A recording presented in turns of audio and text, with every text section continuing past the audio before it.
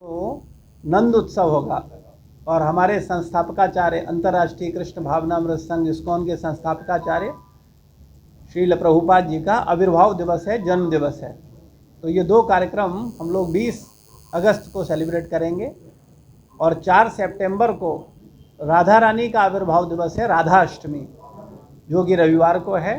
तो राधा अष्टमी का कार्यक्रम 4 सितंबर को रहेगा। जन्माष्टमी विशेष रूप से हम सब जीवात्माओं के लिए एक विशेष त्यौहार है।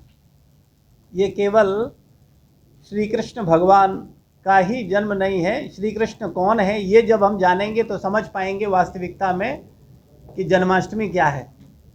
भगवान श्री कृष्ण परब्रह्म परमात्मा हैं, जो कि एकमात्र ईश्वर हैं, भगवान हैं। उनको अलग अलग स्थानों पर अलग अलग नामों से जाना जाता है। जैसे कुछ लोग उनको अल्लाह बोलते हैं, कुछ लोग उनको गॉड बोलते हैं और कुछ लोग उनको भगवान बोलते हैं। लेकिन ये एक ही तत्व है, परम भगवान श्री कृष्ण। जैसे सूर्य एक ही है लेकिन अलग अलग स्थानों पर अलग अलग नाम से जाना जाता है, सूर्य, सूरज, सूर्य। इसी प्रकार से जो परब्रह्म परम भगवान हैं श्री कृष्ण, उनका आविर्भाव दिवस है। तो ये जीवात्माओं के लिए, क्योंकि परमात्मा एक है और जीवात्माएं अनेक हैं, तो ये हम सब के लिए विशेष उत्सव का दिन है, जीव मात्र के लिए उत्सव का दिन है। तो श्री कृष्ण जन्माष्टमी का जो आयोजन है वो 19 को है और सुबह से ही कार्यक्रम रहेंगे। दूध, दही, शहद और 1008 तीर्थों के जल से भगवान का अभिषेक किया जाएगा दोपहर 12 बजे से लेकर के रात्रि 12 बजे तक। इसके अलावा भगवान को विशेष 256 प्रकार के व्यंजन भोग लगाए जाएंगे। भगवान के लिए वृंदावन से विशेष मणिमाणिकों की ड्रेस आई है और इस बार विशेष रूप से यूथ और इस्कॉन गुरुकुल के भक्तों के द्वारा कौन बनेगा कृष्ण भक्त का आयोजन रखा गया है, जिसमें हम अपने युवा, यूथ और बच्चों को सनातन संस्कृति की शिक्षा देने का प्रयास करेंगे, उनको प्रेरित करेंगे कि वास्तविकता में भगवान कृष्ण कौन है, राम कौन है, रामायण क्या है, गीता क्या है, भागवत क्या है। कई बार लोग गीता तथा भागवत में भेद नहीं कर पाते। तो ये अपने यूथ और बच्चों को प्रेरित करने के लिए कौन बनेगा कृष्ण भक्त का कार्यक्रम भी किया जाएगा।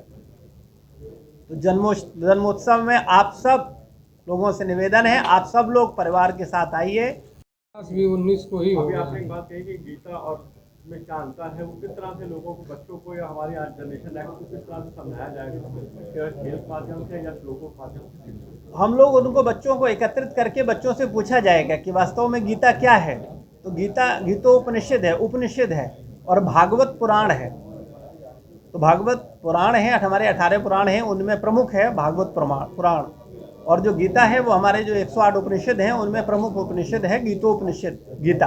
तो ये बच्चों को प्रेरित किया जाएगा अपनी वैदिक एजुकेशन के आधार पर, कि जिससे बच्चे प्रेरित हों और समझ सकें वास्तव में गीता क्या है, भागवत क्या है। जन्मोत्सव का उद्देश्य केवल जन्मोत्सव मना करके, मिठाई खा करके, दर्शन करके घूम के आना नहीं है। हमारा उद्देश्य है लोग वैदिक एजुकेशन को प्राप्त करें और अपने जीवन को बदलें।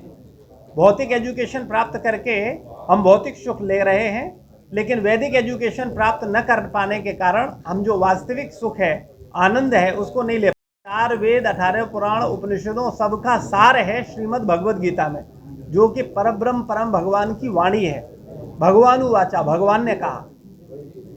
अगर आप देखेंगे अलग अलग स्थानों पर अलग अलग लोग अपनी बात रख रहे हैं, लेकिन गीता में भगवान वाचा, भगवान ने कहा। जैसे जीसस कुछ बोलते हैं